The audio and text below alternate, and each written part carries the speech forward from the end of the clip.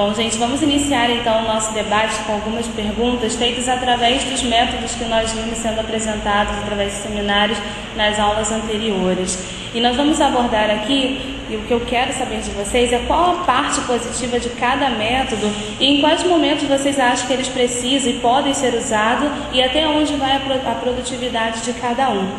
E nós podemos começar pelo Direct Method. O que vocês acham? Ou o que vocês acharam?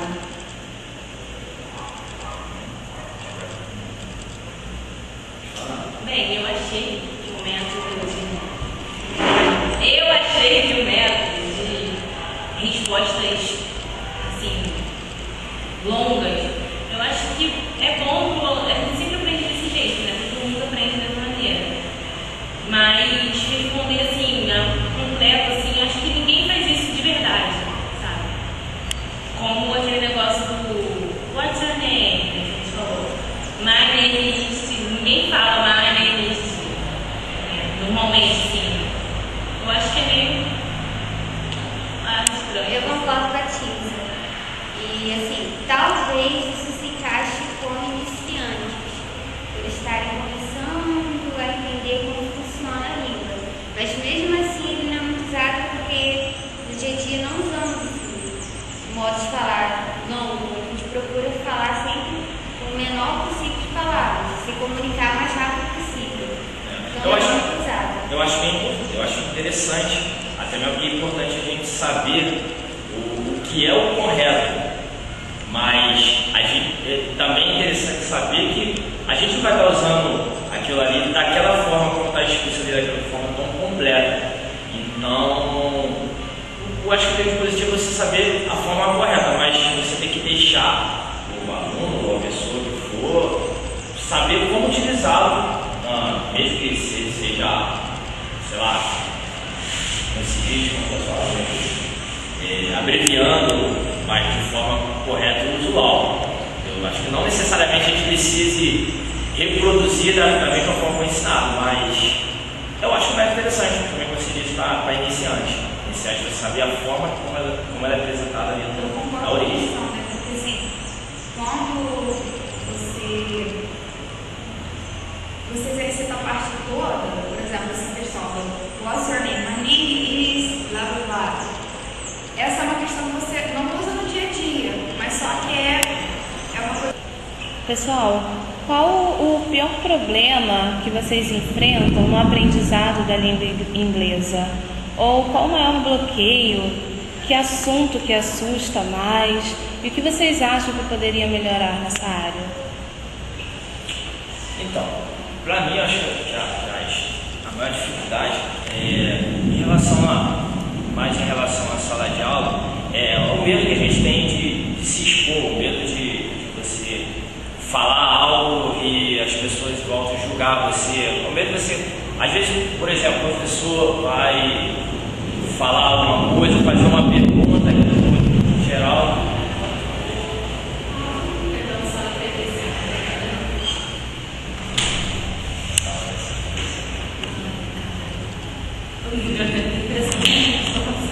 Pessoal, na opinião de vocês, qual o pior problema que o aluno enfrenta no aprendizado da língua inglesa? Ou qual o maior bloqueio e o que assusta mais, nessa aula, quando se está aprendendo uma nova língua? E o que vocês acham que poderia melhorar? Então, como aluno, acho que um dos piores problemas que tem é a falta de confiança que você tem no seu conhecimento, que você está aprendendo aquela coisa toda, de você errar, de as pessoas ao seu redor te criticarem e falar mal, aquela coisa toda. Então o bloqueio que eu acho, na minha opinião, tem, às vezes você até sabe a resposta, mas o medo de você falar e não ser a resposta impede que você talvez exponha. E depois você acaba percebendo que aquilo que você pensou estava correto. Então, sei lá, é complicado, mas eu acho que é natural, todo aluno você ter esse passo. Eu, por exemplo, na turma, eu vejo que tem pessoas com nível talvez maior, tá mais adiantado, a fica retraído, porque você vai pensar o tempo todo que aquela pessoa ali vai estar te olhando com maus olhos uma vez você vai gaguejar ou vai pronunciar de forma mais, talvez não tão correta assim, então isso dá uma bloqueada. Então, acho que até é importante, não sei se vocês vão concordar, que quando você for, o ideal seria de uma turma bem, a palavra seria homogênea, né? Tivesse pessoas. Porque é muito difícil você estar numa turma onde todos estão no mesmo nível. É muito difícil. Se todos estivessem realmente começando sem ter nenhum contato com a língua, mas sempre tem alguns alunos que já tiveram contato, já viajaram no exterior. Então eles já têm uma bagagem, enquanto que outros já não têm nada. E esse aluno que já tem aquele contato com já viajaram, já moraram no exterior, morou no exterior, não estudou a língua a fundo nos seus detalhes, mas tem um conhecimento da língua. Então ele vai ter um olhar muito crítico para aquilo que você vem a falar. Ou até mesmo ele talvez nem tenha um olhar crítico, mas a gente tem um receio. Mesmo que ele, talvez na mente dele, ele não tem esse preconceito. Eles estão começando agora, mas a gente tem vergonha de falar errado assim na frente desses alunos. Vocês acham que é uma mistura de medo e preconceito? Sim. Se for pensar assim, há um paralelo entre essas duas coisas, porque pro aluno que está ali focalizado e querendo escolher, ele tem um medo de errar, um medo de não estar fazendo certo. E por conta e talvez com aquele que está do lado ali, pelo erro, você acaba distanciando ele, ou coisa assim, e assusta, realmente isso é uma coisa que, para mim, pelo menos assusta, entendeu?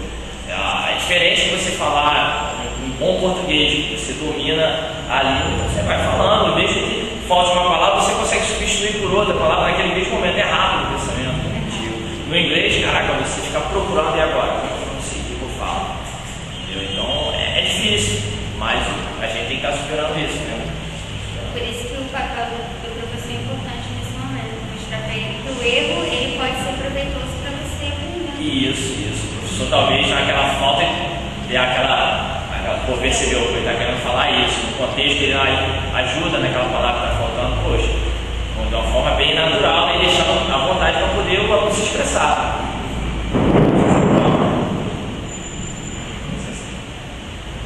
E vocês acham que no papel de professor, o professor, além de ter esse feeling, de achar que o aluno tem medo, tem a vergonha, tem o preconceito, ele precisa ter em salas de aula também o feeling da humanização do que o aluno está passando, momentos em que o aluno está passando, momento do aluno naquele momento, se não está indo bem, se está indo bem. Você acha que o professor também deve atuar nessa área?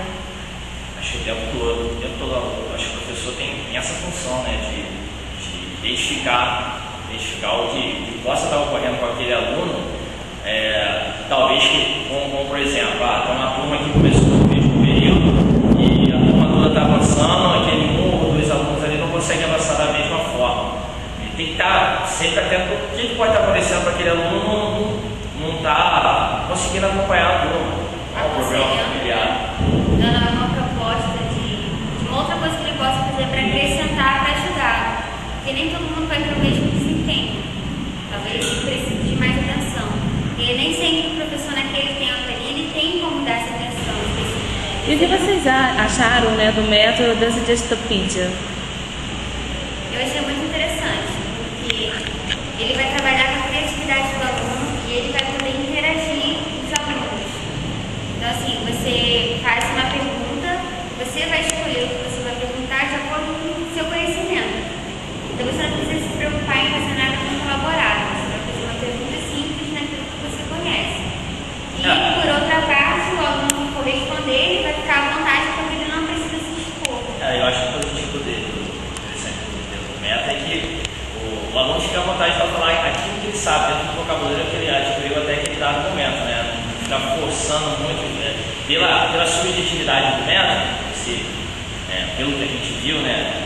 Mostra como você inventa uma história, você trabalha um fato imaginário, então aquele fato imaginário vai estar dentro daquilo que você conhece, não torna essa coisa muito mais à vontade. Eu acho bem interessante.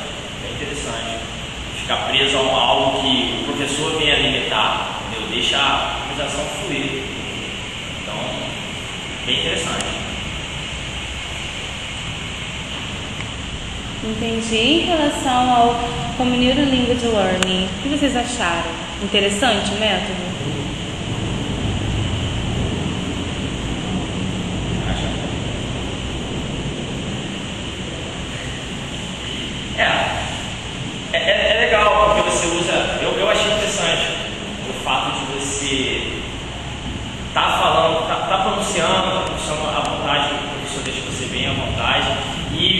por acaso você cometeu um erro na pronúncia, o professor vai estar te corrigindo de uma forma bem agradável e você vai repetindo, e a forma que você vai repetindo, você vai melhorando. E você pode ouvir, porque você vai ouvir o jeito que você falou, e o jeito da pronúncia certa. Você vai ouvir a sua pronúncia, mas depois vai ficar ouvindo a pronúncia certa. E isso faz também literal bastante, a gente se ouve.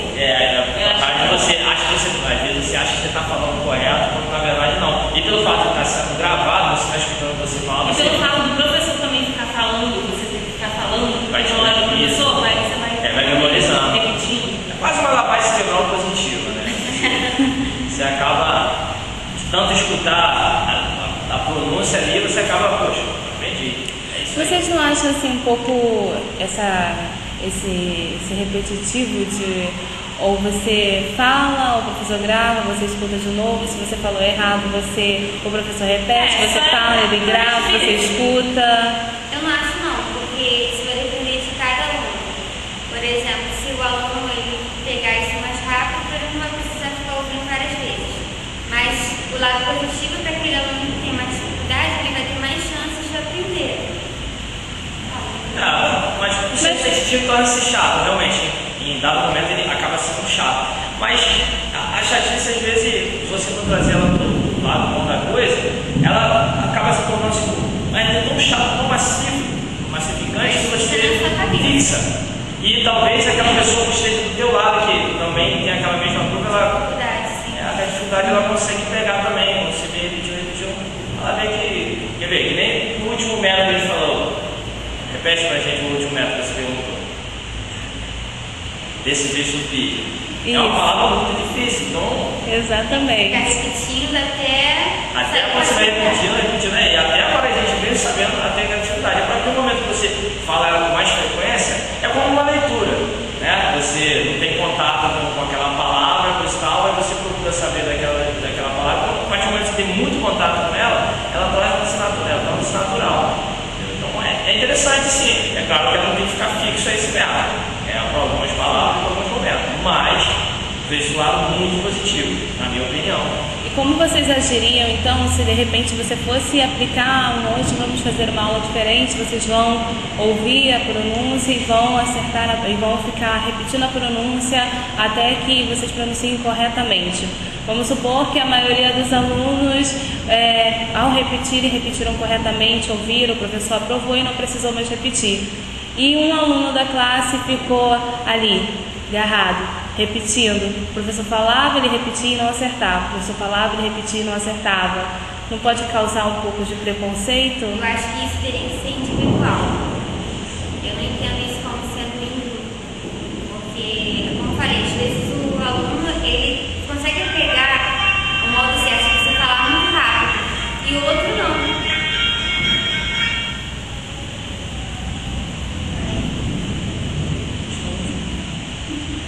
Começa essa resposta de novo, porque ela volta quando eu começar. Aí agora eu vou voltar. Peraí. Só podia ser. Peraí, se encaixaria melhor feito individual, não em grupo. Porque aí o aluno vai ter a chance de corrigir o próprio erro, porque nem sempre ele vai seguir a mesma coisa dos Então, outros. você acha que seria um método aplicado para uma aula particular? Não, seria assim, um dia ela tirasse para falar uma frase, sei lá, o aluno repetir uma frase que esteja num texto que eles leram. Fulano, repete essa frase aqui, ele vai repetir, e se ele falar errado, ela vai corrigir, e ele vai repetir. E aí, digamos que ele pegue isso rápido, ela vai precisar repetir só uma vez e ele logo vai pegar. Mas talvez no outro, ela peça para ler uma outra frase, só que ele não conseguiu. Aí ela repete até ele conseguir. Aí eu já penso, tipo assim, não precisa ser tão necessariamente ser individual, mas acho que talvez possa se excluir esse processo avaliativo de o professor dizer que não, você está aprovado, você está funcionando bem. Mas aí eu penso assim, que não seria como avaliação, seria uma aula mesmo. Mas embora eu acho que o aluno estaria ali também pensando que está ali para errar também, está ali para aprender, e isso forçaria ele a se esforçar um pouquinho mais e tentar ali. Eu acho que você tem essa negatividade de se sentir excluído, né? Talvez até aquele ponto que tocou anteriormente. Por conta disso, ele querer ter vergonha de falar na sala, ter vergonha aproveitaria para isso mesmo, para errar e tentar aprender com os erros. Até mesmo porque talvez um outro colega tenha dificuldade naquela palavra. Você não vai errar a frase inteira, porque você não precisa repetir a frase inteira, seria só aquela palavra que ele tem dificuldade. E às vezes um outro aluno também tem dificuldade naquela palavra.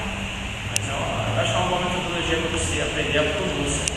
Das palavras, eu acho que ela é bem válida. Entendi. Em relação ao Communicative Language Teaching, o que vocês acharam? Olha, eu acho um método que é interessante, mas com uma turma já mais avançada. Com ouvido bom, já melhor, né? Para o inglês. Porque ela pede você, que ela falou, bem melhor, ela pede você um entendimento melhor da língua, que você consiga, mesmo que você, a gente sabe que não precisa entender tudo, mas você tem que entender o contexto daquela língua, enquanto isso é uma coisa mais avançada. É um método bom, se bem direcionado, ele pode ser muito bem utilizado para o professor. É bom também o professor saber ter o feedback do aluno se realmente ele está entendendo o que ele está tendo contato, o que ele está vendo. Acho que é uma avaliação do professor também saber se o aluno está conseguindo entender mesmo o que foi passado, o que ele adquiriu nesse período todo. Eu acho que existe muito vocabulário, né?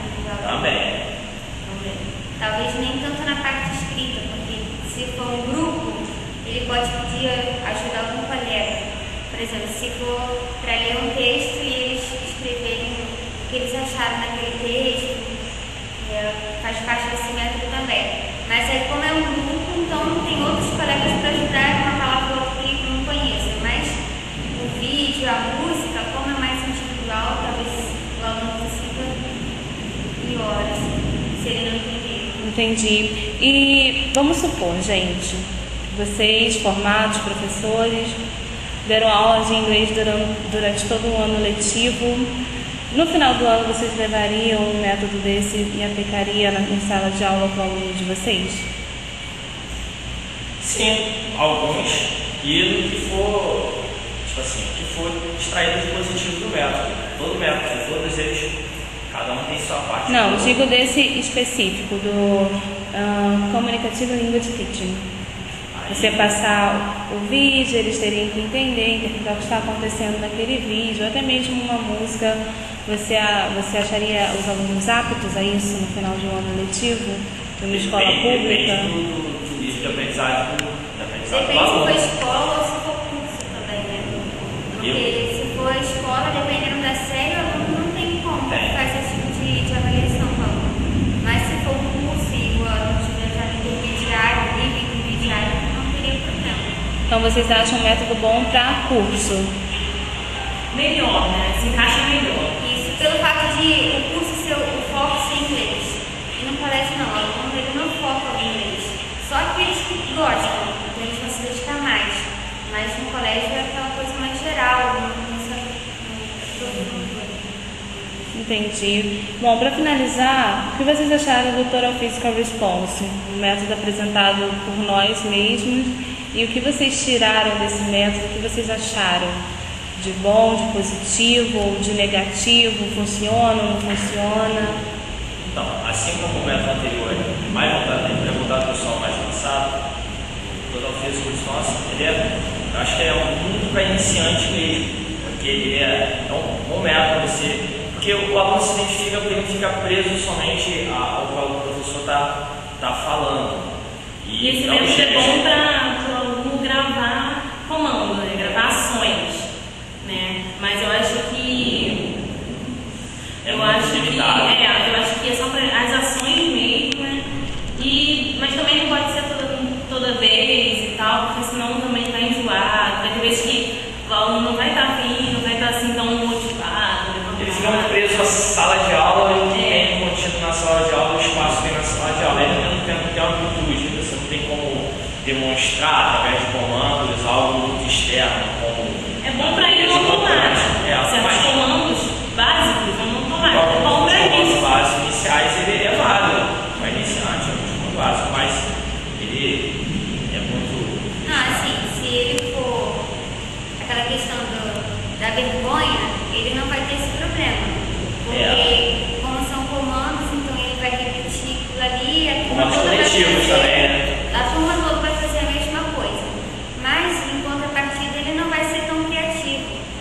ele vai estar acostumado só a seguir aquilo ali, ele não vai conseguir criar.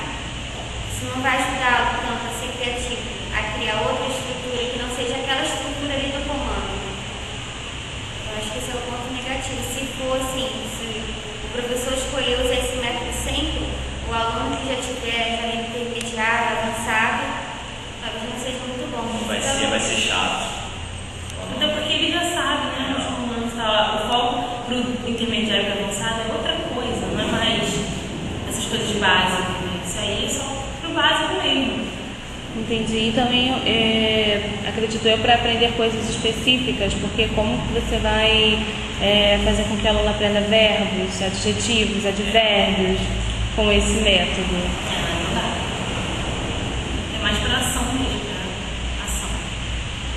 Então é isso, gente. Em relação aos métodos, é isso. Bom, então, gente, diante de tudo que foi colocado, tudo foi debatido, tudo que vocês opinaram, The Ideal Class, ela existe? Então, eu acho que diversos fatores têm que estar incluídos para que você possa considerar que realmente exista uma aula ideal.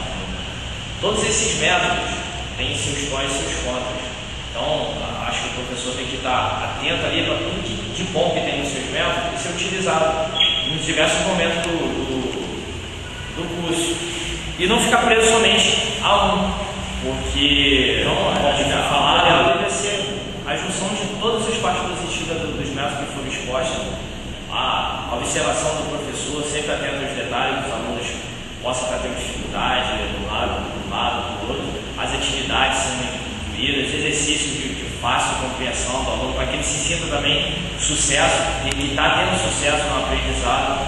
Eu acho que acrescentar os extras, né? Os extras também, todos esses detalhes. Você tem que estar uma aula ideal e aquilo. Não existe uma aula ideal para todos. O que pode ser ideal para mim não é ideal para a Tisa, não é ideal para o Monique, não é ideal para você. Então, o ideal é ser buscado. Mas é difícil, mas o professor tem que estar atento para trazer o melhor e buscar o melhor do aluno dentro de todas as técnicas e de todas as possibilidades, porque ele tem em mão todos os recursos. É isso? Sim, o ideal então seria isso, a junção de todas as técnicas, de todos os métodos para poder atingir o máximo possível dos alunos. Então, uma aula ideal, acho que não tem uma forma. Mas vai depender da turma, do local onde ele está, se for escola, se não vai depender do professor, não alunos. Depende somente do aluno, não depende da escola. Acho que é todo um conjunto e que você tem que tentar reunir da melhor forma para aquele grupo ali que está aprendendo. De repente, talvez até as partes negativas que a gente achou, de repente para um grupo pode ser positivo. Então você tem que, eu acho que todos têm que estar ali presentes ali, atentos para poder buscar o melhor de tudo. Então é isso? Acho que sim. Então, debate finalizado.